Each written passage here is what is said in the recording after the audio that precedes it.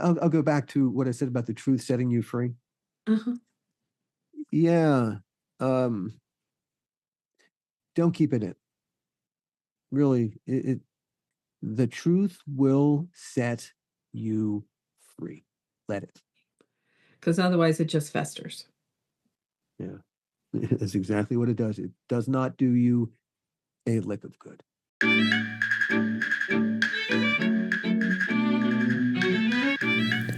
Welcome to Story Power, a bi-monthly podcast where my guests and I chat about stories and creativity in all different styles and formats. My name is Lucinda Sage-Midgorden, and my goal is to promote what Dale Carnegie stated in his famous book, How to Win Friends and Influence People. He said, instead of condemning people, let's try to understand them. Let's try to figure out why they do what they do. That's a lot more profitable and intriguing than criticism, and it breeds sympathy, tolerance, and kindness. To know all is to forgive all. It's my firm belief that the goal of most creative people is to try to understand themselves and others. That's what makes artwork of all kinds so compelling. But more than that, the personal stories of my guests promote understanding as well. Roger C. Schenck, a cognitive scientist, said, human beings are not ideally set up to understand logic. They are ideally set up to understand stories. It's my hope that Story Power will help us understand each other better by sharing the stories of my guests. Alan, I'm so excited to talk to you today. And welcome, Story Power guests. Alan Katz is my guest today. And this is episode 126. And Alan is a fellow podcaster with a movie podcast that I'm hoping I get to tell you a little bit about my sister and me and our new YouTube channel. Which is all about movies. But Alan has also been a producer. And Alan, I am so interested in how you got from TV producing to podcasting, because I know that life is evolutionary. And, my story is sort of like that too, that one thing led to the next thing. So I want to hear your story about your the How Not to Make a Movie podcast. Came into being.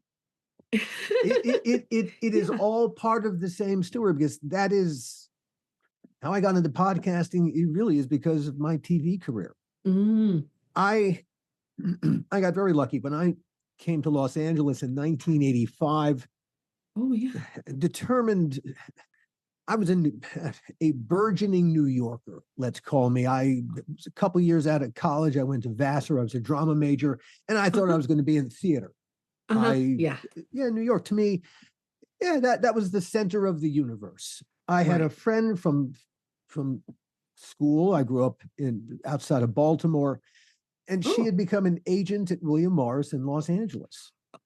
And her name was Carol Yumkis, and Carol said, hey, because she knew that I was writing and producing, training films, industrials, and plays. And she said, why don't you try writing a screenplay? And so I did. And she said, this is really good. You should come out and meet and greet people. And she had sent it around to people, and they really liked it. And a lot of them wanted to meet me. So in June 1985, I flew out to Los Angeles for a week, absolutely determined that, all right, this is the stupidest place on the whole planet, the land of the avocado head. So I got there, and gosh, people were so nice to me. It's a very nice experience having multitues of smoke get blown up your ass. It was fabulous. Yeah. And on one night, Carol took me to a movie premiere, St. Elmo's Fire. Oh yeah. And so, but this was a backstage experience because she represented a bunch of the people. So I was there as her guest, and William Morris represented the project. And so I had a very inside baseball view of everything. Gosh, it was heady. And the next day, I didn't have any meetings. And someone had said, you should take a drive through Topanga Canyon. It's so pretty. This was 35 years ago, 1985. gosh, 40 years ago, holy cow, 40 years ago, a lot less built up Topanga Canyon than it is today, much more remote, still within the city limits. And as I'm driving from the freeway, the 101 through the Santa Monica Mountains, as they plunge into the Pacific at the Pacific Coast Highway, by the time I got to the water, I was completely seduced. And I began to plot how to get the hell out of New York and get my ass to LA ASAP, which I did. I moved out the next month. And I got really lucky. Among the first people I met that first week in LA, that was a guy named Gil Adler, who became my best friend and writing partner of a decade. And Gil had come out of the theater, but he was an accountant by training. And so he understood that if you have $1 to produce your movie or TV show, do not spend $1 because you don't have it. But hey, if you can make this movie or TV show for 99 cents or 98 cents and make it still look like $1, even better, or make it look like $1, 1 or 2 or 3 or 4. And so the solution to problems, because really the creative process is constant problem solving. We were always a rat in a maze. And the solution wasn't throw money at it, it was throw creativity at it. And so that was Gil as a producer. And so I was the writer, and suddenly we became a writing producing team. But Gil was still a producer on his own. And because he was an accountant by training, HBO liked Gil a lot. He produced a show for them, and they had brought him on board a project that was in terrible trouble, a thing called Vietnam War Stories, which was shooting in Savannah, Georgia. And Gil went aboard and fixed all the financial problems and brought it back under control. And it won a bunch of awards. And so really the very next time a problem child project suddenly popped up, they called Gil. And that project was Tales from the Crypt. When Tales from the Crypt was created about 2 years before Gil and I entered the picture, movies and TV were two very, very separate worlds. Right. Really way, way, way far away from each other. The occasional TV person, Tom Hanks or Robin Williams, would go from TV to features. But if you were going from features to TV, that meant your career was pretty much going down the ship. So HBO at the time was pretty much movies, but they were dipping their toes into original programming. They had a show called First and 10, another called Dream On. But these were basically ordinary single camera shows with nudity and profanity. It was really the only thing that separated them. Otherwise, they could be in any network you want. Suddenly, these 4 mega Hollywood movie producers, Joel Silver, that's the Lethal Weapon franchise, the Matrix franchise, massive, Walter Hill, 48 Hours, Robert Zemeckis, Back to the Future, Forrest Gump, and Richard Donner, Superman, The Omen. And these 4 mega producers approach HBO and they say, we want to put movie vision inside the little TV box, and HBO leapt up and down. They went, that's basically what happened. They just started writing the project. And so they started developing, not developing, there was no development process whatsoever where anyone said, and the project, of course, was Tales from the Crypt, based on the old EC comics, something that they all loved from their boyhoods. And so the goal was to recreate that boyhood experience on screen. Okay, so that was the franchise concept, because really the franchise is very important, because you got to know what it is, because that's what you're telling and that's what you're selling. So they knew what the franchise was, but because there was no development process, no one was ever put in charge of saying, okay, as we go to write all these scripts, let's make sure that we put the franchise inside all the scripts. You have to do that. It's not magic. It doesn't just happen because you're connected to these things. You have to really embed these things Really, it's by everything that you're going to put on the page needs to be informed by the franchise if you're a franchise. But no one was ever put in charge of that. And so, but they began writing scripts, and the first bunch of scripts were really, really good. The Crypt Keeper in the EC Comics is an old white guy with stringy hair. And the Crypt partners were looking for something else. And Joel Silver, one of the Crypt partners, found Kevin Yeager, special effects makeup guru. And Kevin created, he had also created Chucky, but he now created the Crypt Keeper puppet. And completely different character, that separate piece of intellectual property of IP from what's in the EC Comics. Kevin found John Kassir, who became the voice of the Crypt Keeper.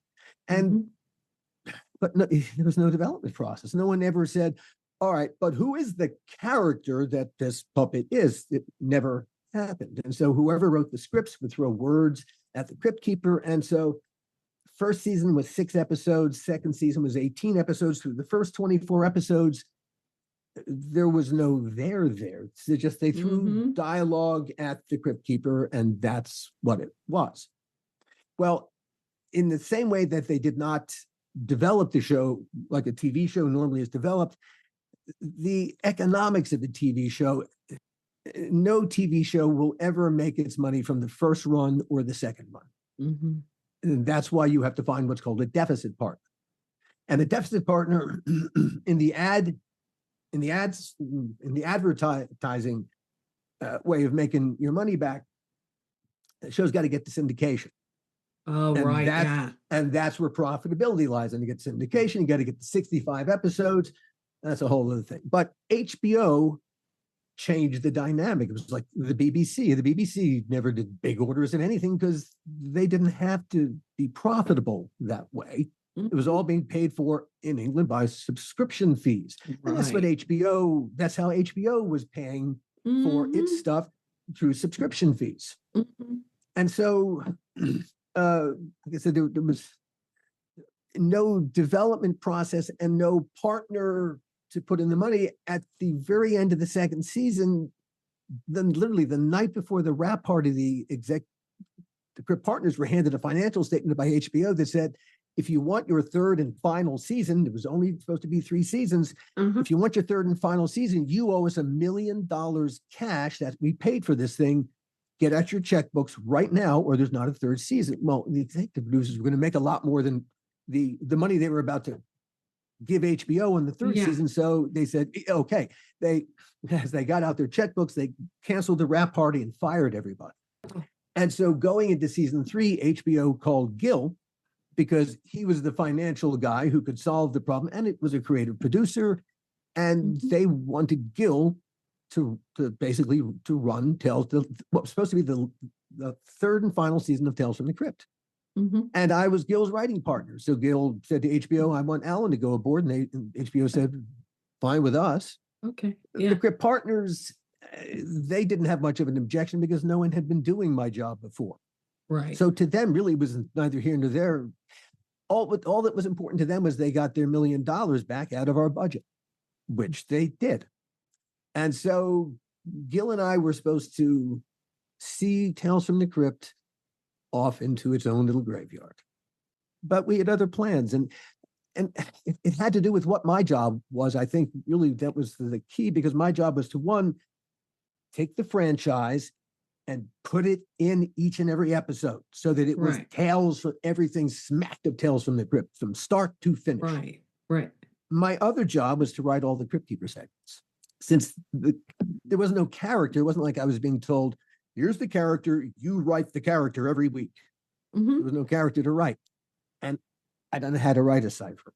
And he's supposed to be funny. You certainly cannot write humor in a generic way, because a generic character will make generic jokes. Yuck. I'm already bored. And so just to do my damn job, I had to create a character so I could type even. And I grew up loving old movies, loved the Marx Brothers, loved Groucho, especially the wordplay. And so the Crypt Keeper became my little Groucho. And I had to fill in with a personality, and being a writer and therefore a little bit lazy, I reached for the closest thing at hand, which was me. And so I filled the character with me. And so it looks like the puppet that Kevin created. It sounds like Scott John's voice, but every word that he said, every thought that came out of his head was me. All right. At some point during the third season, we wanted to go back to the feature nature of the original idea for the show, and we went after feature actors to be in our TV show, and we began getting them. And so between really just re-elevating the show back to the original concept, but also really how it should have been run from the jump, rooting it firmly in the core franchise tale, the EC Comics and that world, these little morality tales with a little twist ending that ironic and disgusting and anarchic fun. It had that kind of spirit. And the other thing that happened that I don't think anyone anticipated, certainly I didn't anticipate it, and it's only in retrospect that suddenly we all can see what happened. The Crypt Keeper suddenly went from being the puppet called the Crypt Keeper into the Crypt Keeper, the character who became not just a franchise, but perversely the franchise. And it's just a weird thing. People have wanted to remake Tales from the Crypt for a very long time. It will never happen. I'll get to the explanation shortly. Well, it's kind of like, let's redo Casablanca. Why? Well, this is not an impossible ask. Only in this, if people want Tales from the Crypt with the Crypt Keeper, that actually can't happen. Actually, the Crypt Keeper could tell new stories. Those stories are very easy to construct. But the point of the exercise is the stories are quite irrelevant. They're really not the franchise. The Crypt Keeper is. I do a lot of live appearances, many as I can these days, horror conventions. And what I've learned is, first of all, the Tales from the Crypt fan base is huge and it's growing. And people have a very warm spot in their hearts for Tales from the Crypt because for an awful lot of people, it was their gateway drug to horror. They watched it either despite their parents telling them, no, you are not watching this, or they watched it with their parents. A lot of people watched it with their parents because their parents felt like this was an okay way to introduce them to a genre that they themselves loved. And that's quite strange when you think of it, because the Crypt Keeper, gosh, he fries brains, he shoots, he hangs skeletons. So it's never actually humans.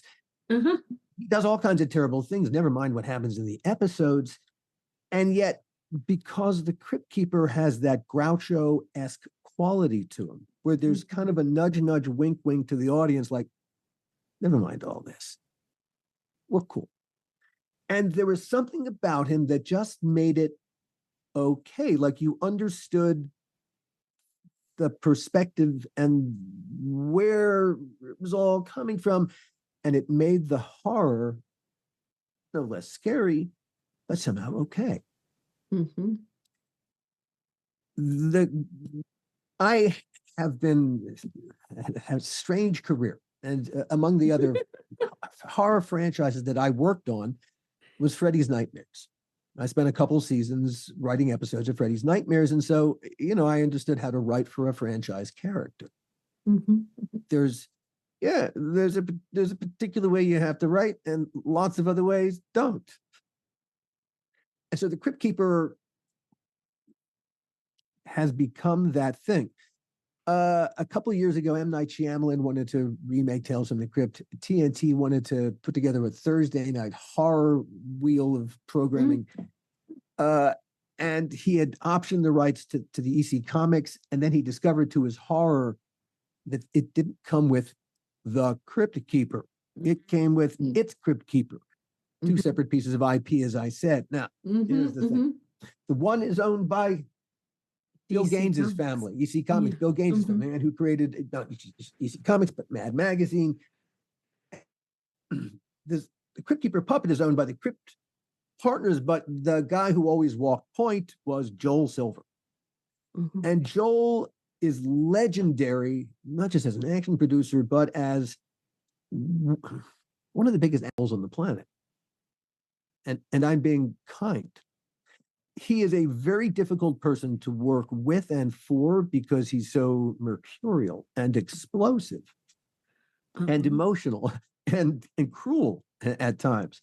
There is an absolute genius to Joel, and yeah, I looking back, I missed. He was signaling various things to me constantly, and I never picked up on a single signal. Really, he was reaching out to me constantly, and I never saw it a single time. But there's after a while, a lot of people get to the point where life is just too short. I would never work with this man ever again if my life depended upon it. And that's where the Gaines family eventually ended up. They felt like Joel was cheating them. Hey, the rest of the Crypt Partners felt that about Joel, which is why it's not this. It might finally start streaming this year. You can watch all the episodes of Tales from the Crypt for free on YouTube, which is a terrible way to see them because it looks awful. It's not, we spent a lot of time and effort and energy making them look and sound great. Yeah. But, oh God, it's really hard to watch them this way.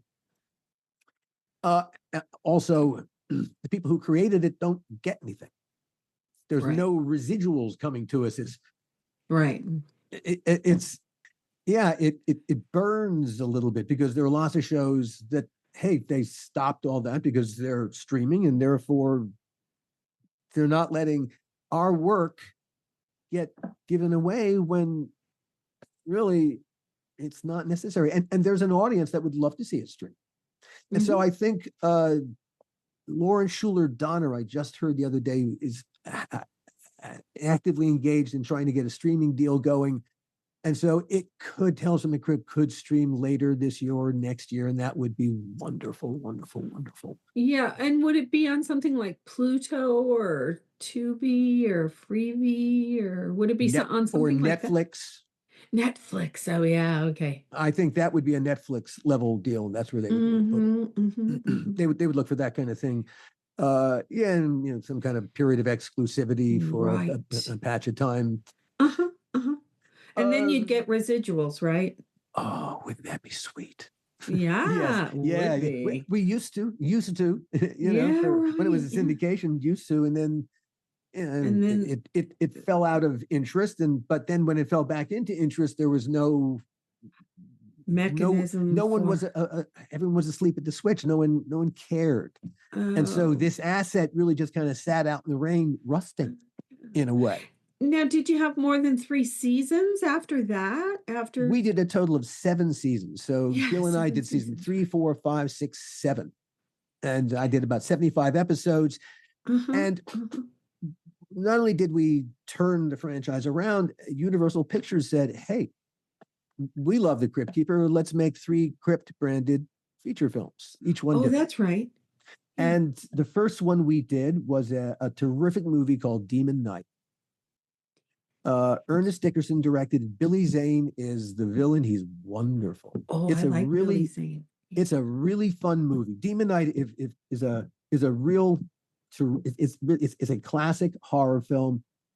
Ernest Dickerson is a wonderful director. Billy Zane's great. Jada Pinkett Smith. Yeah. Jada Pinkett is the female lead. She's awesome, and Bill Sadler is the hero. The whole cast is wonderful. It's a terrific movie, very successful. And like I said, the mandate was 3, so neither Gil nor I came out of horror. Comedy was where I thought I was going to end up, and Gil came out of theater. Horror was neither of our things, but that's kind of where we ended up. And since the mandate was make 3 different movies, the second Crypt movie that we wanted to make, Gil and I, because Gil was going to direct it, we wanted to show the town that we were not one-trick ponies. Right. And so we had been developing a script. It was originally called Fat Tuesday. We had developed it into a thing called Dead Easy. It was a taut psychological thriller about a covered memory that took place in the swamps outside New Orleans. Oh, had a fantastic villain, this Harlequin character, and everybody liked it enough. Universal liked it enough. We were in pre-production. We were casting. We had cast a young unknown actress named Salma Hayek to play the female lead, yeah. and months in New Orleans prepping the movie. In fact, we were 3 weeks before the start of principal photography when Universal suddenly pulled the plug. They said, "Stop! Don't spend another dime on this. Come home." We all returned to Los Angeles. They put a script under our noses. They said, "You're going to make this instead. You still start in 3 weeks. Go." And the script was called Bordello of Blood. Now, where did this thing come from? Well, at about this time, a new studio called DreamWorks Yeah. had suddenly come into being. And that was Steven Spielberg leaving his deal at Universal and Yeah. opening up his own shop. Right. And he began making talent deals as new studios would have to. And Universal was desperately afraid of losing another big piece of talent. One of my executive producers, Bob Zemeckis. Steven was his mentor. And Universal approached Bob. They said, "Bob, you here at Universal. What can we do to make you stay?" Whatever they said made him stay. I don't know any of the rest of the deal. I know one deal point that made Bob stay. Universal Pictures agreed to pay Bob Zemeckis $500,000, $500,000 for the first student script that Bob Zemeckis and Bob Gale, the future Back to the Future guys, ever wrote when they were film school students at USC. $500,000 for a student script, just a way to put a little money in Bob's pocket as part of a larger deal. That was supposed to be the end of it. But Universal sat there thinking, we're just going to eat $500,000. Hey, wait a minute. Bob's about to executive produce this other horror movie, this Dead Easy thing. What did we spend on that script? About $500,000. We'll take it out of their budget. Guys, said Universal to us, you're now doing Bordello of Blood instead. It's got Bob Zemeckis and Bob Gale's name on it. That's better than your name and Gil's name on it. And so just like that, we went from making a movie that the whole creative team was invested in. Right. We all saw it as a way to stretch our legs creatively. Yeah. And we were a year and a half invested in this thing. And suddenly we were told, go make a student movie. Oh, yeah. Well, I can honestly tell you that nobody who made Bordello of Blood wanted to make it. Not for 2 seconds. And you know, when you go and you go and you spend money on a project and that's your motivation, do not be surprised if every day is stupider than the day before it. And that's exactly what happened. Yeah. And what was painful, making Tales from the Crypt, anyone who, looking back on their career, would tell you it was one of the highlights because of the incredible creative freedom we had. I think, God, over the 75 episodes that I did, HBO gave me 3 notes. Total. That's a lot of freedom. That's incredible freedom. And so Tales from the Crypt was everything you'd want it to be. Bordello of Blood became its literal antithesis. Oh, everything you could possibly do wrong as a professional making a movie. Oh God, we did it. Oh gosh. Oh, and yeah, it was my own personal Waterloo, and the result really, not too long after my creative relationship and my friendship with Gil Adler exploded, and we stopped being friends, we stopped being partners. We did not speak for 25 years. Wow. I suddenly found myself heading off into a 2 decades long, again, this is in retrospect, a 2 decades long deepening depression and a writer's block I had no idea I was in. And I did The Outer Limits while this was happening. And I told the story of the making of Bordello of Blood again and again and again. It was, everything changed direction. Everything. Yeah, I was on one path and then I was on this other path. It turned out what was really at the heart of my depression and the writer's block. I had been keeping a secret from myself for 45 years in the end about something that happened to me when I was 14. Well, I was sexually molested twice by the religious director at the synagogue where my family belonged, a very large synagogue in Northwest Baltimore. And it's not the first time. The first time was bad. It's the second time. It gets you because the second time happened because I didn't say anything about the first time. And so when you walk in on the second time and it begins to happen again, you realize I did this to myself. And so, which is not correct. That's incorrect thinking. But then you've set in motion a terrible pattern of blaming yourself for all the wrong things. And everything that goes wrong, you brought this on yourself, friend. Well, this eventually caught up with me. And plus, I was keeping it a secret from myself that such a thing ever happened. Well, if you can't really tell your own story to yourself, can you really, you can't tell your own story? Can you really tell anybody else's story? Really? But, I think I was getting away with it because I was a really good writer.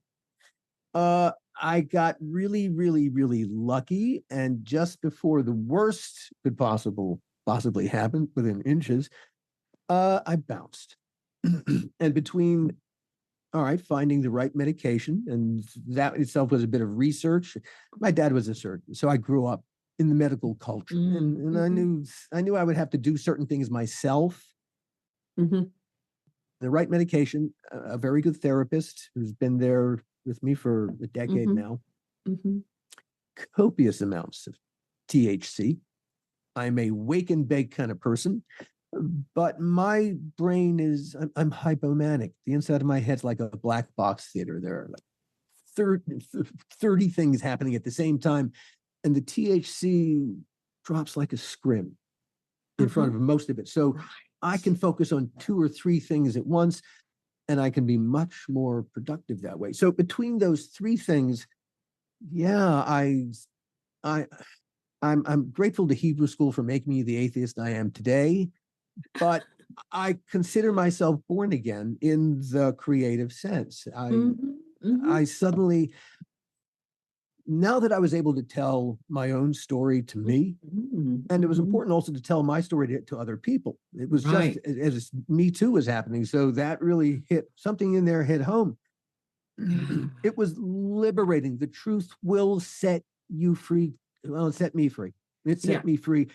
And now that I could tell my story to me, I could tell my story to anyone. And it was important to tell my story. I could tell anyone's story now. And that became slowly, podcasting suddenly was happening. The pandemic hit us. I've been trying to get back into TV. It's tough. I've been out for 2 decades. It's really, really hard. A Tales From the Crypt fan group who did a podcast, they do the Dads from the Crypt. They review all the episodes and give parenting advice. And I thought it was hilarious. Jason Stein from one of the 3 dads contacted me. He said, we're going to be reviewing an episode that you wrote. Would you like to sit in with us and talk about it? And I said, sure, great. And I gave my parenting advice as well. And it was such fun. A couple weeks later, Jason contacted me and he said, hey, we're going to be reviewing Bordello of Blood. You want to sit in again? And I said, Jason, the story they're making, Bordello of Blood, is not one little half an hour sit through. It's podcast unto itself. And that was the birth of the Hell Not to Make a Movie podcast. The first season was about the making of Bordello of Blood. And the first 5 episodes is really, that's the whole start to finish of, it's my whole creative journey getting to the podcast. Now, in order to make the podcast, I had to get back in touch with Gil. And he was nervous about it at first because it was not a pleasant experience for him either, any of it, and not spoken. But he agreed to do it. And that in essence, the whole rekindling of our relationship happened on mic. Oh, wow. Cool. Part of what my intention was, I said, I want to tell this story honestly. And look, for me, I understood that a lot of why the movie making experience, the movie is just a mediocre horror movie. It's not here nor there. But the whole movie making experience, I have to assume a great deal of responsibility in because I was the producer. And I was making a movie I didn't give him. And that's how I produced it. And point ever part of the solution. I was always part of the problem. Oh, There's yeah. a lot of other problems that were contributing to it, but I wanted to tell the honest story. It's my own little confession. Right. My need, I wanted to tell the truth, the whole truth, and nothing but the truth. And I wanted to, yeah, because there are only two other people that I think are the podcast is critical about. One is Dennis Miller, because Dennis is just not a nice human being, and he made working with him really, really hard every Oh. single day. The other person that I have no problem with calling out for terrible behavior is Sylvester Stallone in the podcast. And at the time, Sylvester Stallone was engaged to a woman named Angie Everhart. And Stallone was working on a movie with my executive producer, Joel Silver. And we ended up making Bordello in Vancouver for very bad reasons. But at the same time that we were about to start making, and then we would be making Bordello in Vancouver, Joel was making a movie called Assassins in Seattle. Assassins was directed by Dick Donner, another of my executive producers, Antonio Banderas, and Stallone. And one day, Stallone approached Joel on the set and said, "Hey, Joel, you're going to be making a movie in Vancouver. I want to cast my girlfriend Angie, and we visit each other across the border." And rather than being a responsible executive producer and saying, "That's a great idea, Sly. Let me check with the guys and see if that would work for them," he said, "That's a great idea, Sly." Period. Oh. And Angie is a very nice human being. She was a very talented supermodel. I guess she wanted to act a little bit, but this was a terrible ask every which way you looked at it. It just really, as an employer to an employee, you're hiring the wrong person. And then you're going to ask them to do stuff that they're not qualified to do. They don't have the chops for or the confidence to do it. You're setting them up for failure. Of course you are. Yeah. It's just, it's no way to make a movie. Certainly it's no way to cast a movie. Right. But that's how we were casting our movie. Stallone had in mind that our movie was going to be a consolation prize. He intended to break up with Angie.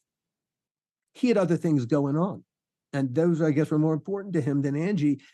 And we were going to be the consolation prize when he broke up with her, which he did 2/3 of the way through making Bordello of Blood. Say, "Hey, I got your movie, didn't I?" Yeah.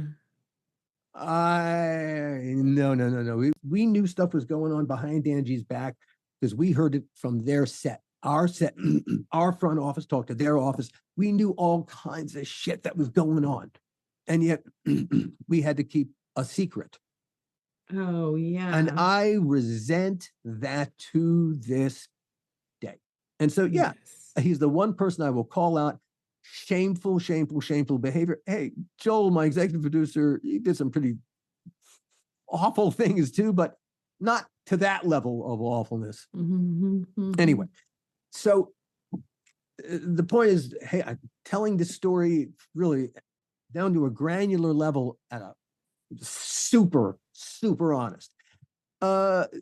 Entertainment Weekly called that first season of the How Not to Make a Movie podcast the best film podcast of 2022. What Clark Collith, the entertainment journalist who wrote that lovely headline, what really struck him, and after he heard the podcast, he wanted to meet me and wanted to talk to Gil and I, because the honesty, he wanted to make sure it wasn't a put on. And this is it. Like I said, I was born again. And part of that born again is tell the truth. It will set everybody free. Right.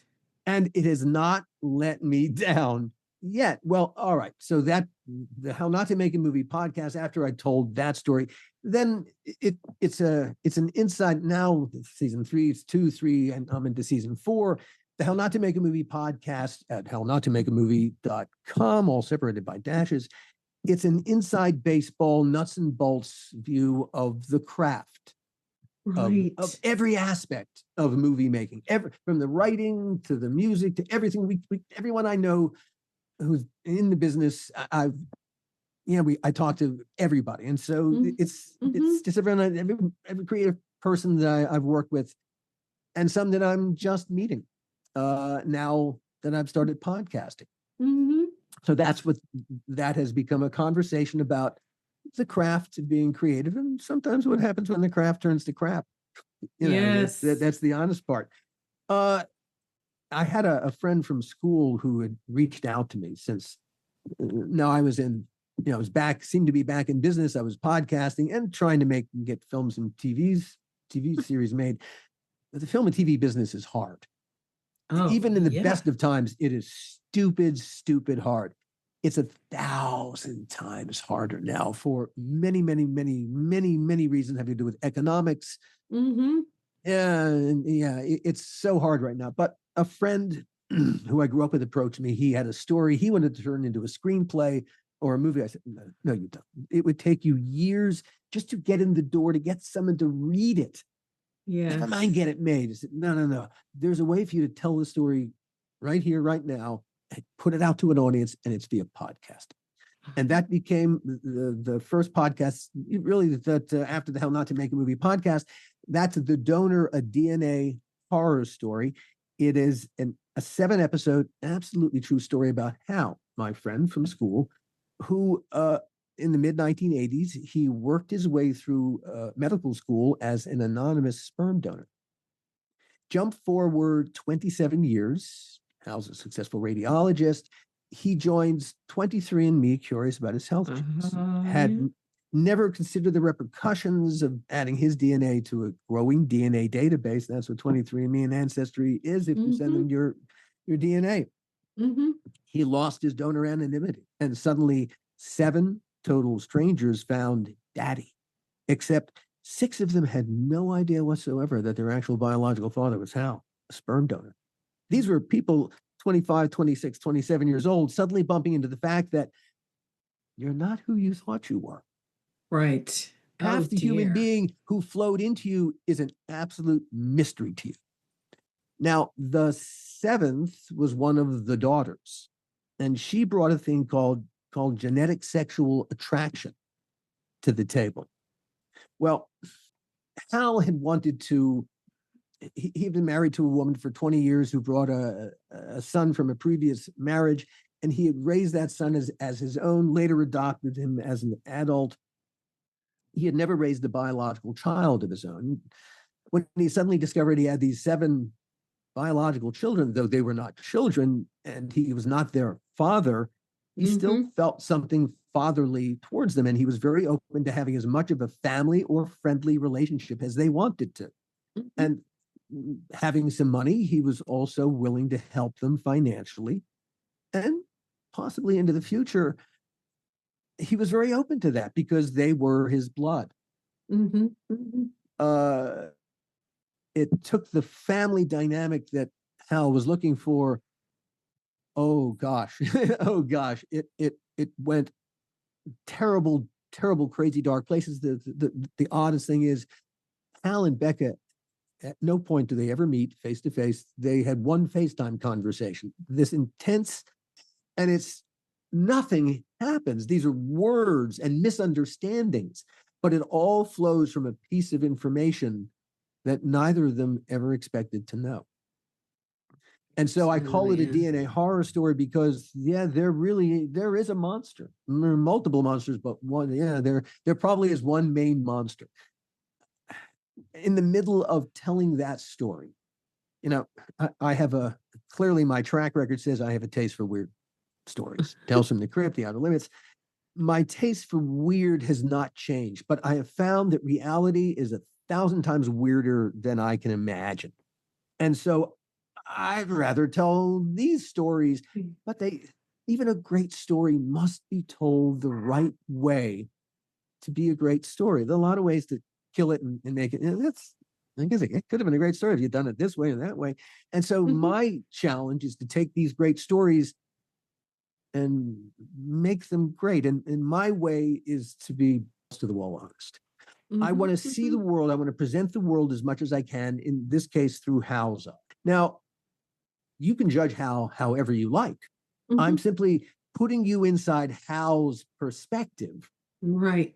Plus, but because I'm telling the story, there's also my perspective. And so, I'm not there to tell the audience what to think, but yeah, like I said, it's a horror. It's a horror story, and Yes, really. I lay out where I think the monsters are. Well, telling that story opened. First of all, I discovered while writing and producing The Donor that I love this medium. I love the podcasting medium for storytelling. It's radio, and so it's theater of the mind. But it's also incredibly intimate because most people listen to our content via earphones or earbuds inside their car, which is a giant sound pod, really. And they're taking our voices and our stories and they're putting us inside their most personal headspace. I love the responsibility of that. I love the honor of that, but the responsibility is key. My little company, I found that I had become the thing I always wanted to be when I grew up, which is a podcaster. And so I created my little company, Costard and Touchstone, and so we Costard and Touchstone made the Donor, and while making the Donor, I suddenly this whole world, the donor conceived world, a door opened up. A world I had no idea this world existed. One of the people who very kindly gave me background on the donor conceived world is a woman named Donna Hall. And Donna learned at 40 that she was donor conceived, and that kind of changed her world in profound ways. Gosh, really? But the rest of Donna's story blew me away. I had never in my entire life heard anything like it. And I said, Donna, you're a separate you're a whole podcast unto yourself. And she said, yeah, I know. Donna grew up in the 80s and 90s in a lower tier crime family outside of Philadelphia. The Halls weren't the Corleones, but they made national headlines just the same. Donna's mom, Phyllis, maybe the worst mom ever, spent 6 months in prison for child endangerment. Her stepfather, John Hall, a kind of master criminal, really and truly, he put more than 25 people behind bars on confessions he had concocted to keep himself out of the various legal jeopardies that he was in. Among the 25 plus people that he put into jail on bullshit was his own stepson, Herb, who spent 18 months awaiting trial on a murder that he did not commit and ultimately acquitted of. He also put a guy named Walter Ogrod on death row for 24 years in Pennsylvania on a murder charge that Walter did not commit. When Walter finally got free, Pennsylvania paid him $9 million to compensate for what they'd done to him, what John Hall and all that corruption had done to Walter Ogrod. And so Donna tells the story of what it was like growing up inside this incredible nest of lower tier corruption that infected a whole city and state. And she tells this incredible granular story. She's a rock star of a storyteller, not an ounce of self-pity. She's amazing. Hers is a story. Yes, it's a true crime like you've never heard it before from the inside, but it's also a story about her journey to safety, most importantly, empowerment. Cool. And it is the Hall Closet, thehallclosetpodcast.com. Honestly, like I said, it was a story I'd never heard before. And we just finished dropping the 8th episode. It's a limited series, 8 episodes. You have never heard a story like this. It is amazing. And Donna, I dare you to listen to it and not fall in love with her as a storyteller. It is compelling stuff. And it's not a story from the past because several of John Hall's victims are still sitting in prison. There's a man named David Dixon who is serving a life sentence for murder in Pennsylvania for a murder he did not commit.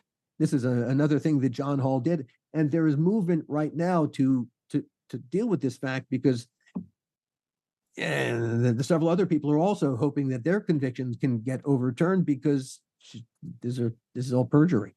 Yeah.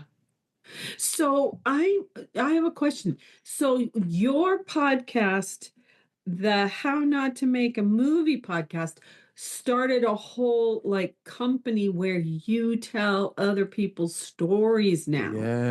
Because we have we have a little bit of an unstable we live way out in the country. Our internet thing is a little unstable. So at one of the times, I think when you were explaining that, I wanted to make sure that I got that right. Yes, absolutely. Yeah. Oh, it became a launching pad. The storytelling within this medium became very exciting to me. And I still, the How Not to Make a Movie podcast is a weekly interview that I edit lightly, but that's one kind of storytelling. That's just in the moment conversational storytelling. Right. But I still have a hankering for every other kind of storytelling. Limited stories where with a beginning, a middle, and an end. And so there are all these stories that I want to tell. Hey, that's film and TV is still attractive to me, but not under the current circumstances. Right. And a lot of the podcast projects that I'm working on, a lot of the podcast stories that I want to tell would make great movies or TV shows. Right. But the way that but part of what my company, what Costard and Touchstone, part of our thinking, first of all, our mission is to make the world a better place through storytelling. Yes. That is, I understand that. First and foremost, that is what we're here to do. Yeah. Now, under normal circumstances, if I wanted to sell any of these things as a movie or TV show, oh God, I'd have to write the script. And that takes about a year or more, really, to get a script right. Maybe if we're lucky. And then, God, you have to create a whole Bible. That's the whole world that this is going to take place. And you got to know, okay, that's what's the rest of season 1, then season 2, season 3, season 4. You got to imagine all that ahead of time just to sell it to them. And then just to induce these people to read this stuff, you have to create a pitch deck, a comic book of a kind to get them to kind of sing and dance and hey, read my stuff, just to get them to read. Doing it as a podcast. And again, what I'm trying to get them to read so they'll understand what my IP is. And really, they might not even get it because a lot of them are just not that clever. Doing a podcast, I put the IP on the table. It's there in the podcast. Everyone can see it. That's what the audience is coming to. And hopefully and again, the challenge is create great content. Okay. Right. I will create the great content. Now I have to then find the audience or help the audience find it. That's half the game. Telling is half. Selling is the other half. Yeah. And that takes up a lot of that. You cannot do both at the same time. No. And you have to make a choice. What I decided to do as a company was to let me create a bunch of content. And then I'll try to sell it early on, each piece of content as best I possibly can. Hopefully the people that I'm partnering with can help in some way between social media, but also, appearing on other people's podcasts like this. This is how, how you create word of mouth is by being part of the words of the mouth. That's doing all the speaking you want to be done for you. Hey. Part of what makes podcasting wonderful is how democratic it is. And so many people can do it. And so, hey, am I hitting Joe Rogan's audience? No, but I'm still hitting people. Every single person matters to me. Oh, yes, really. However I bring that person in, part of what I've learned along my journey here, everyone has a story. It's just a matter of how you tell it. That's right. To make it not just relatable to other people, but that it's instructive, informative to other people. Right. And it's, hey, story plus how you tell it equals finished product. My goal with each and every project is ultimately to make a lot of money, but it's not why I'm doing it. Right. Everyone has a story. My goal is to tell each and every one of them. Right. And my belief is if I turn out enough good content, if you build it, they will come. That, an audience that a collective, it'll reach a kind of critical mass. And one story leads to another and one audience. And hey, there's a lot of cross-pollination inside of all this thing. And so I'm a startup I'm a storytelling company that uses podcasting as its distribution medium, but we're also aspirational to sell our product in every conceivable way we can. And so, yeah, I podcasting suddenly presented a way to take, like I said, I evolved from being, I think, a really good writer into a storyteller because of what happened to me. And I'm on a mission to tell these stories. And if I ever make a buck, great. If I don't, I cannot tell you how fulfilled I am. I know. I feel that way too. I walk around in a perpetual state of bliss. The world is a mess, but I'm on my mission. And I cannot control too much outside of what I'm doing. Right, exactly. And so I will try to make the world a better place through story. And hopefully enough people will want their world to be better via a story that they will come and visit. Exactly. Yeah. That is where we are. Yeah. You and I have a very similar mission. I have had some really I love your mission. I've had some dramatic stories like that, like you were mentioning Topanga Canyon. And I had a podcast guest who grew up in Topanga Canyon before it became all, the best place. And and she wrote a book about it, and her story is amazing. Yeah, so and I've talked to all kinds of people, just all kinds of people, artists who are visual artists and musicians and so on and so forth. And you're right, every story is really amazing. And I think if you can crawl inside the person's eyes, whoever you, right, that point of view, and really see the world from their perspective. Exactly. Well, yeah, then it becomes a story about discovery, either about the world or about themselves. Yeah, and I kind of got to the point where I thought every life is a library, and we can only have one perspective. So any kind of story that you consume helps you get a wider perspective. That's storytellers. Our job is to keep our finger on the pulse of the culture in which we live. And we're the canary in the coal mine. When things aren't going right, it'll be reflected in our stories. Journalists are simply storytellers in real time. And they have their finger on the pulse right now, which is why often a lot of mainstream journalists, they can't see the forest for the trees. They honestly, they have no idea what the patient is experiencing. All they know is something happening right this year. God, if only they could pull the camera back. Oh, wouldn't that be lovely? But storytellers, we are essential to the good health, yes, of the culture in which we live, inside any culture. And if the storytellers are squashed, the culture will be squashed. And so we are so vital. And that's why I said earlier, when knowing that people put my stories inside their heads, yes, really wonderful honor, awesome responsibility.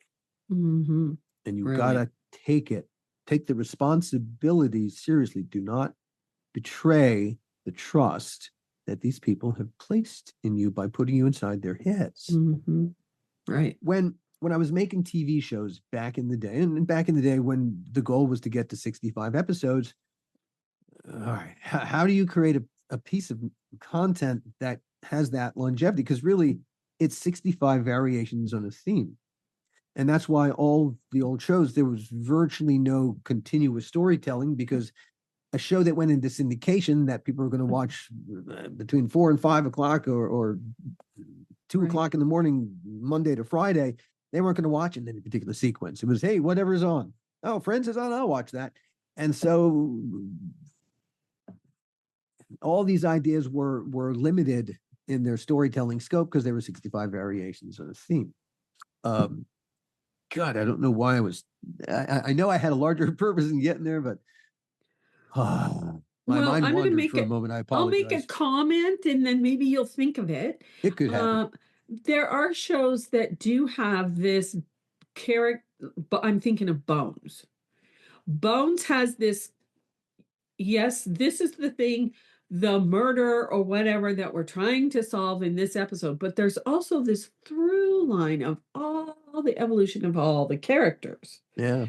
So you could watch one episode, but if you watch it from beginning to end, which my husband and I watched every single episode, there's this evolution of the main characters too. So that's a really interesting thing. I'm thinking of other ones as well. I suppose Friends is sort of like that too.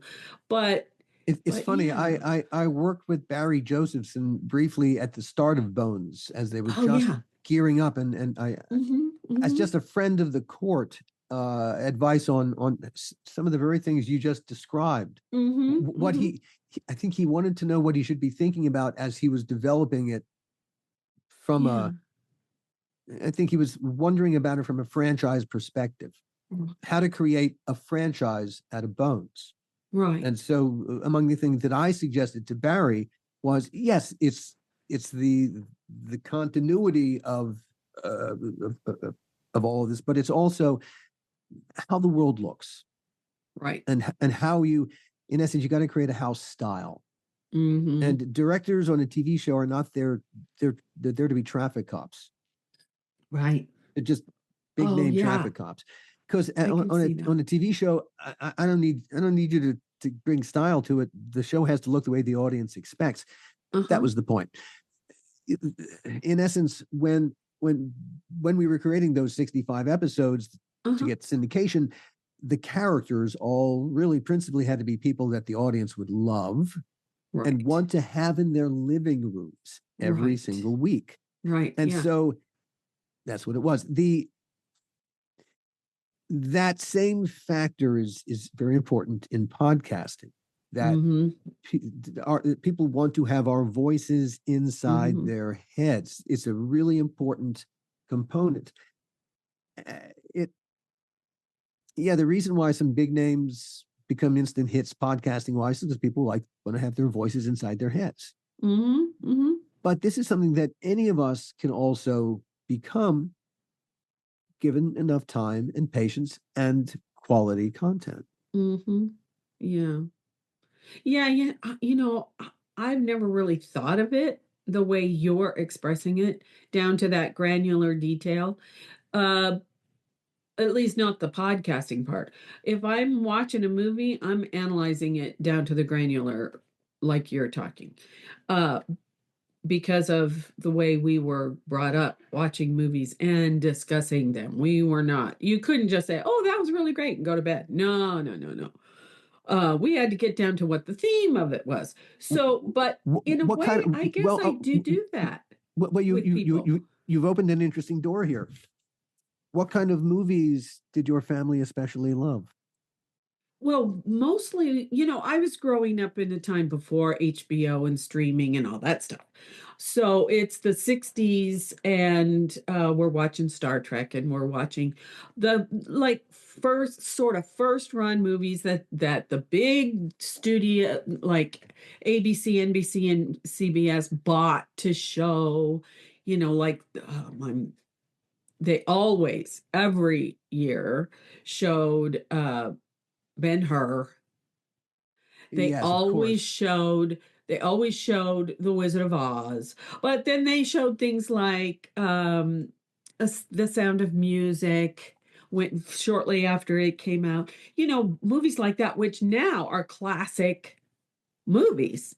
And when those went on TV, that was an event back then. Oh, right. Yes, big Saturday night or Friday night or Sunday night event. NBC had, it was called Saturday Night at the Movies, was what they called their movie, their Saturday night programming block. Yeah, that's what they called it.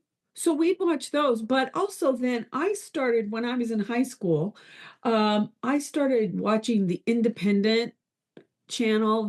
On Sundays at 5:00, they'd have a classic movie. And this is a black and white 1940s, 50s kind of movie, or when I'd got home from a game late at night, there'd be a movie. So I'd take the TV guide and I'd go through and say, oh, that looks like an interesting movie. So I saw a lot of Betty Davis. I saw a lot of Jimmy Stewart and Cary Grant, those kind of people, Katharine Hepburn.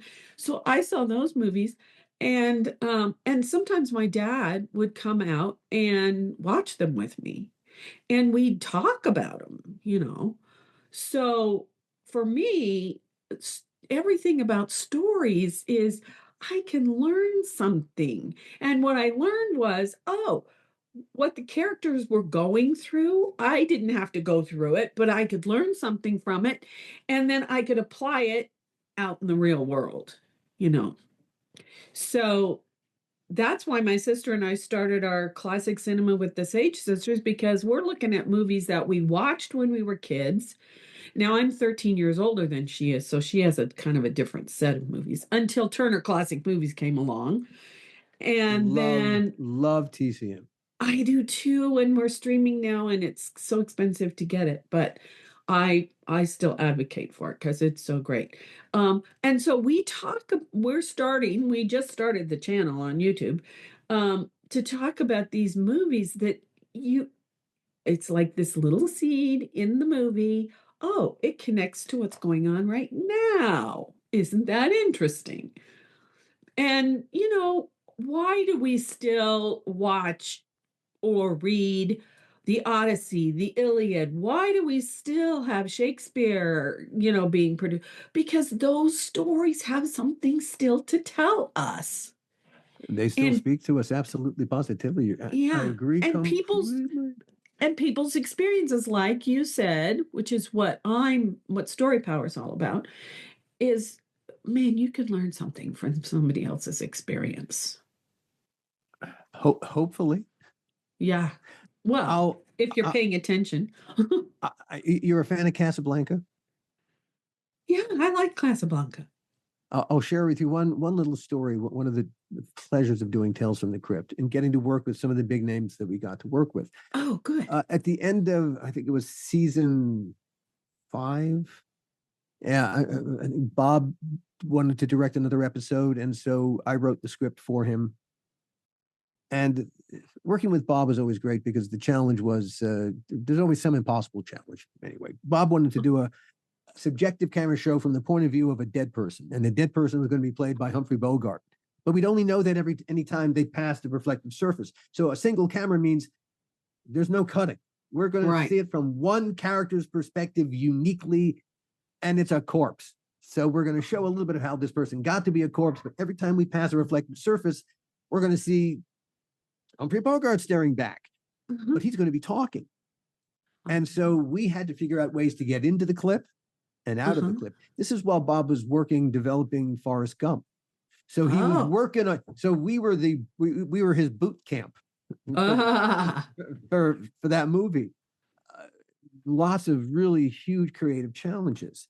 Bob cast John Lithgow and Isabella Rossellini as the leads, and he wanted to shoot it because Bogart was a character. He wanted to shoot it like a noir. Yeah. And because we were shooting it in black and white and doing it all noir, Isabella Rossellini decided she wanted to do her character like her mom in Casablanca. Oh, yeah. Her mom is Ingrid Bergman. Yeah, right. Yeah. And the wardrobe fitting for Ms. Rossellini was one of the most wonderful experiences I've ever had, as we watched Isabella come out with each new, well, how about this? Trying to approximate her mom. So I'm watching Isabella Rossellini trying to be Ingrid Bergman in Casablanca, saying, and going, well, that doesn't look quite right. No, the hat's not right. It was one of the, as a movie lover, this is one of those, you're going to have to pinch me a lot harder because I must be dreaming this. This cannot possibly be happening. I went to LA a huge movie fan. And one of the greatest thrills, and it was Tales from the Crypt mostly, was getting to meeting people whose work it's cool. I love working with them. Working with them that's what gives me real joy. Yeah. And getting to work with the people to be creative with, to co-create things with these people has been, a pleasure, a joy, an honor, a privilege, all that stuff. I consider myself the luckiest man in the face of the earth. Echo, echo, echo. Right. You didn't get to work with Gary Cooper, though. Gone before before I got to town, alas. Yes. I did get to work. I got to work with Donald O'Connor. Donald O'Connor did an episode called "Strung Along," and that was listening to Donald O'Connor tell backstage at Singing in the Rain stories on my set. Oh yeah. Oh, you pinch me. You got to pinch me way harder than that because wow, it's sometimes it's just stupid. It's just stupid how lucky I felt to. How did I get here again? Yeah, that reminds me of we loved the series Studio 60 on the Sunset Strip, and it was only one season, but Matt I remember it. And there's that one episode where Eli Wallach comes and he tells all these stories. It's the best episode. It's the best episode because, man, it's just so cool. I wish that I could talk to people like that and have them tell their stories, because I think that there are those people who are not great to work with, who are really egotistical and stuff. But I imagine that most of them are just trying to be creative. They're trying to do their work. And I think what makes them difficult to work with is that they're insecure. Yeah. People who are confident and secure, they don't need to challenge other people. Yes. And they can compromise because they're not fighting for territory inside their heads. Oh, that reminds me of a quote from a book that we just read from my book club group called Somewhere Beyond the Sea. And one of the characters says, confidence is silent, insecurity is loud. Indeed. Yeah, it waves its hands around a lot too. It's unmistakable. Yeah. And my dad used to say, people who are confident don't need to give you their resume every 5 minutes. And I worked with people who had to give me their resume every 5 minutes. And then they didn't like me and they wanted to kick me out of my job because I didn't have to tell my resume every 5 minutes. Yes, and confident people hate confident people. They cannot live up to us. I know. And yeah. Oh, don't get me started on that one. Yeah. But, I have to look back on every single thing that happened to me when people didn't understand me or who wanted to belittle me or tell me that I was wrong to do what I was doing. And I've just went, you know what? They made me who I am, because I just kept going, well, I don't care what you say, but I'm going to go do my own thing here. And so that's what led me to podcasting. I mean, I was involved in theater, and most of the people I worked with were really great, but every once in a while there was that person that was like, made everybody's life miserable. That's what they live for. Yeah, right. And hey, it really and truly is, because if they ain't making other people's lives miserable, then they're really miserable. Yeah, that's right. Yeah. That misery loves company is really a true statement. But those who are miserable, yeah. Yeah, right. So I am so glad that you talked to me. Do you have anything else you want to say about your company or about your podcasting and just anything? Nothing other than come, please check us out. I actually, I've got one new podcast that I just started dropping. I just dropped the second episode today. It's called Sage Wellness Within Podcast. It's about traditional Chinese medicine. It's hosted by a wonderful practitioner named Dr. Andrea Thorpe at sagewellnesswithin.com or sagewellnesswithinpodcast.com. I said we just dropped the second episode. It's a brand new series. It is Chinese medicine has 5,000 years of observing us and understanding us in a way that Western medicine can't, because it's so oriented towards numbers and stats. Yeah. But it's a fascinating. Again, it was another world that I did not know a whole lot about. But now that I'm producing this podcast, That's so cool. I'm fascinated. I've got I'm starting production today on 2 new podcasts that I'm doing, both with journalists. Oh, cool. I'm doing one I'm really excited about called A Secret War with a journalist named Manila Chan. And for about 25 years, Manila was a journalist, mainstream journalist, just the facts, ma'am, never inserted herself into a story. And then, American journalism began to go out of business, and it got hard to be a working journalist. But there was a story she always wanted to tell for the 25 years that she was employed all the time. And it was this story. She's Laotian American. And she wanted to tell the story of the Secret War. The most bombed country in the history of the world is Laos. We bombed Laos every day for 8 years during the Vietnam War because North Vietnam was running its supply lines, which we called the Ho Chi Minh Trail. Right. It wasn't a single trail, it was a supply line. And though Laos was neutral and we were not supposed to do it, we bombed Laos every day for 8 years in secret. We destroyed a jewel. In fact, a third of the country is still uninhabitable. We killed tens of thousands of rather innocent Laos. A third of the country is still uninhabitable because it's so brimming with unexploded American ordnance, most of which was dumped. It wasn't even part of the bombing run. The bombing run was over, and they dumped it so that in case they got hit by flak on the way back to the base, if they crashed, they wouldn't explode. And so they dumped this unexploded munitions on Laos, and it's still sitting there today. She's wanted to tell the story of the Secret War for 25 years, could not get any traction whatsoever from inside, mainstream media, news media. But hey, podcasting is very different. And so A Secret War is Manila's telling of not just the secret war, but it's her war to tell this story. And so it's an important story. Holy cow, yes. In fact, one of the first interviews we have is one of the American pilots who bombed Laos. And these days, he's part of a nonprofit that's trying to put Laos back together again. And so, it's again, the point of the exercise is to make the world a better place through storytelling. So yes, it's about not just a terrible thing that was done, but there are ways to fix it if we would just help.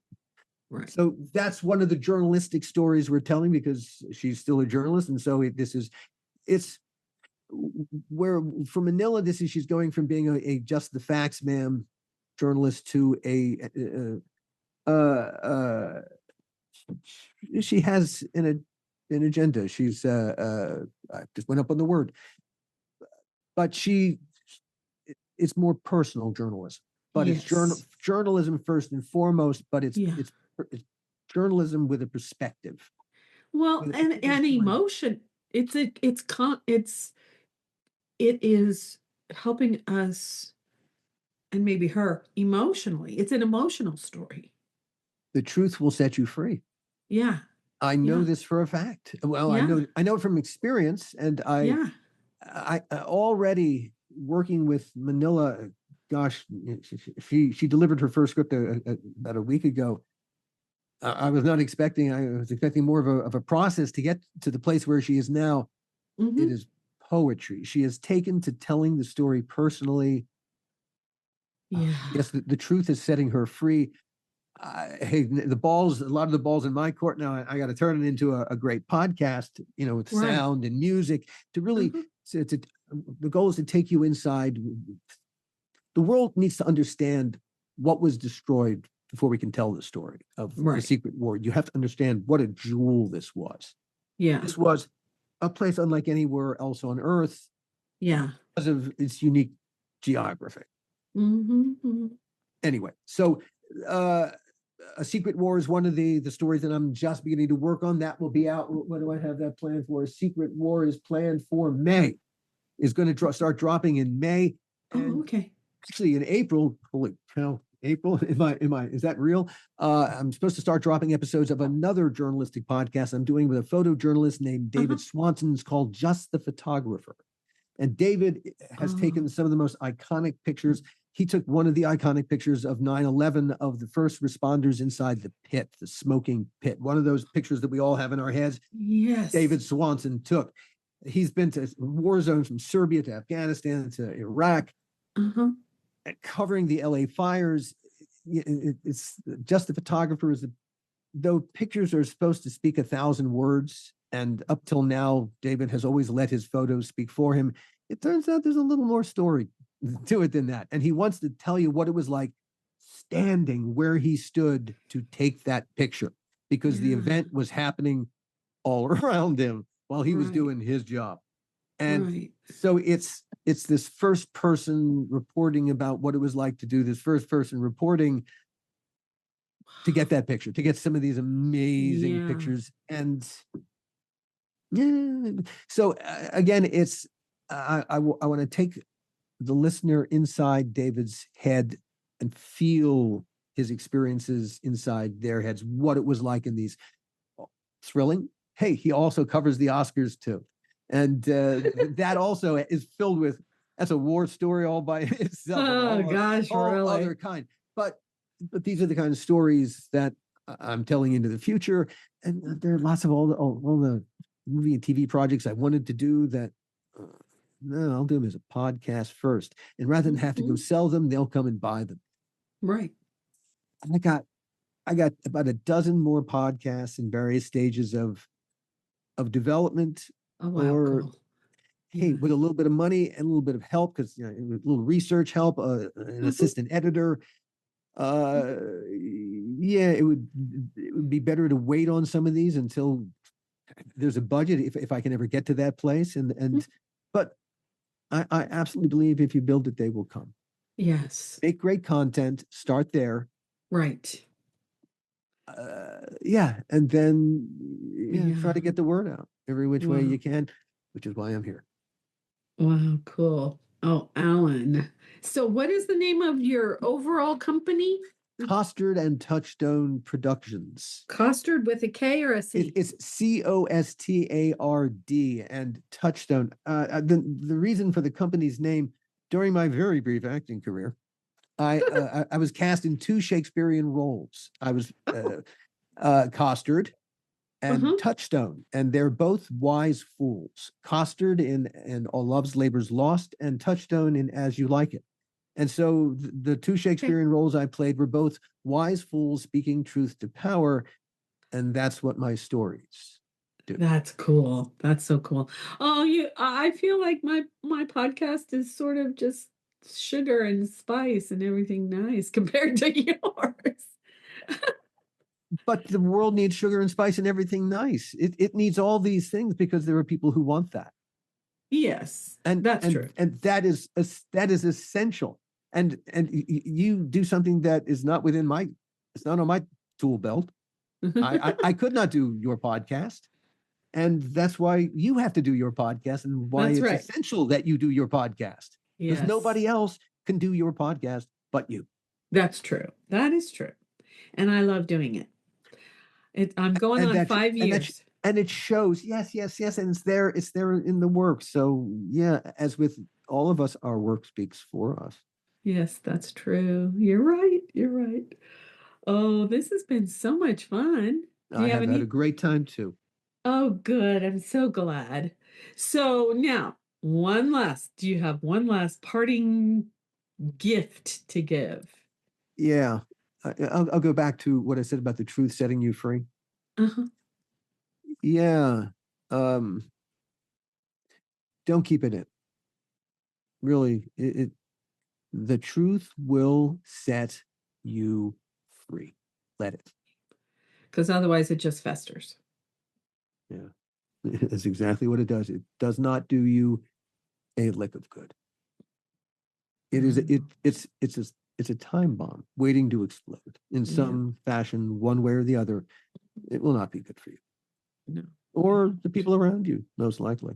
Right. Exactly. Now it's super hard. That's why we avoid these things. Right. But if you breathe as you work your way through it, don't forget to breathe. There is life and light on the other side. Yeah. You just got to work your way there.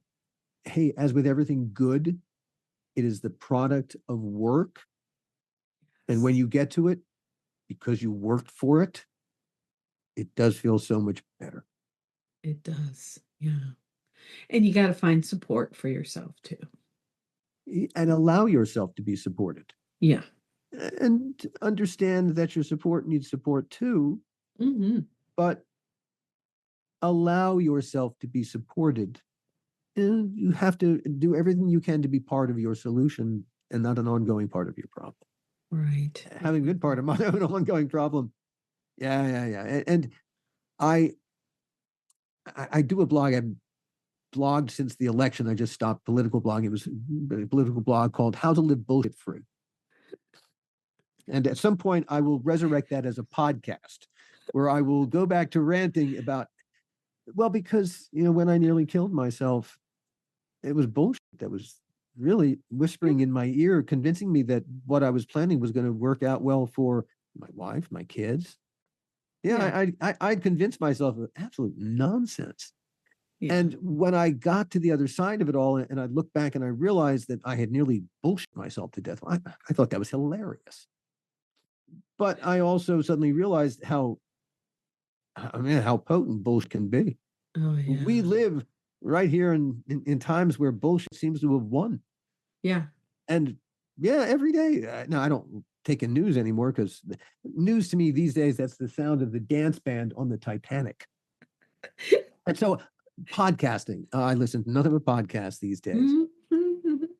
But my take on it all is we have to go through all this garbage before we get through to the other side. Sometimes that's the way it is. I have a meeting I have to get to in half an hour. Otherwise, I could probably sit and talk to you all day.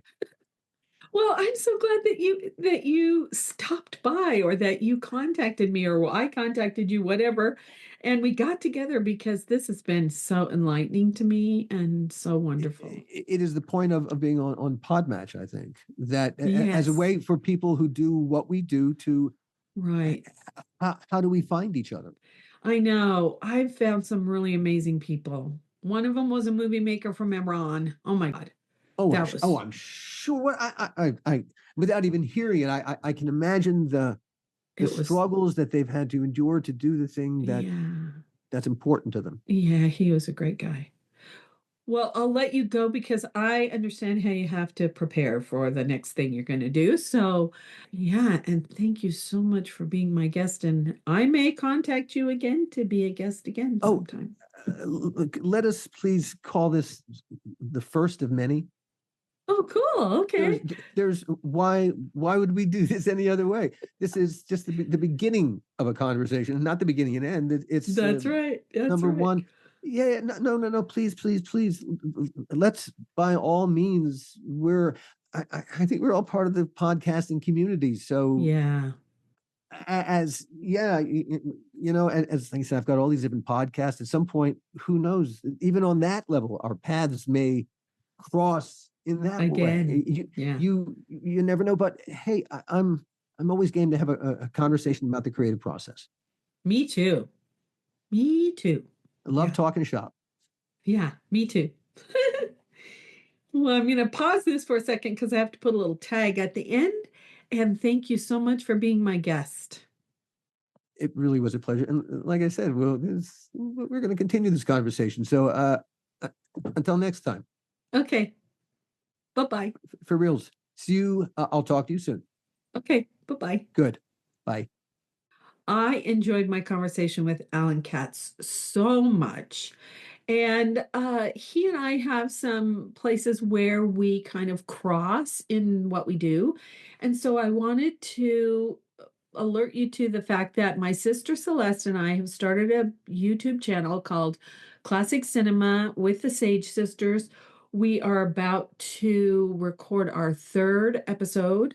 And I also have a Facebook group, Classic Cinema with the Sage Sisters, where we can talk about classic movies that still have messages for us today. So thank you so much for listening to Story Power. I hope you enjoyed this episode with Alan and his journey as a filmmaker, a TV producer and writer, and as a podcaster. And I will see you in the next episode.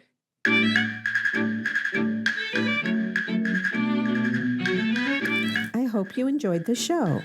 If you like what you heard, please share it with a friend and give us a rating and/or review on your favorite podcast app. It will help people find us. I invite you to join my Patreon community at patreon.com/storypower, all one word. Or if you like, you can subscribe to Story Power on Apple Podcasts. It's my aim to build a community where we discuss the stories we love and talk about what we learned from them. I offer extra audio content and story suggestions to my patrons on both platforms. Remember, as Philip Pullman said, after nourishment, shelter, and companionship, stories are the thing we need most in the world. Let's spread the story love.